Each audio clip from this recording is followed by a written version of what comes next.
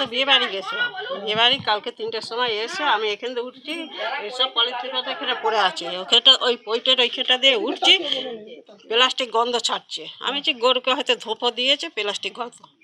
তারপরে দৌড়ে উঠতে যাচ্ছি, তারপরে দেখছি যে ঘরে আলো জ্বলছে। আমি যে আলো তো আলো জ্বলছে কী করে, তারপরে কপাটের কাছে গিয়ে দেখছি সব যেন ছাই হয়ে ধোঁয়া ধোঁয়া উঠছে। ছুটে গিয়ে নাতিদের ঘরে ছেলেদের ঘরে সব ডাকছে, আমার ঘরে কে আগুন ধরে দিয়ে গেছে দেখবি।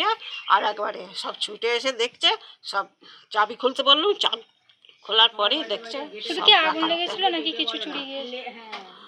হ্যাঁ, চুরি গেছে, গয়না গেছে সব, গয়না আর কি? গয়না।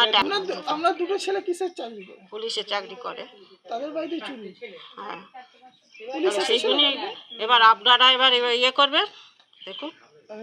হ্যাঁ, কাল পুলিশ এসেছিল।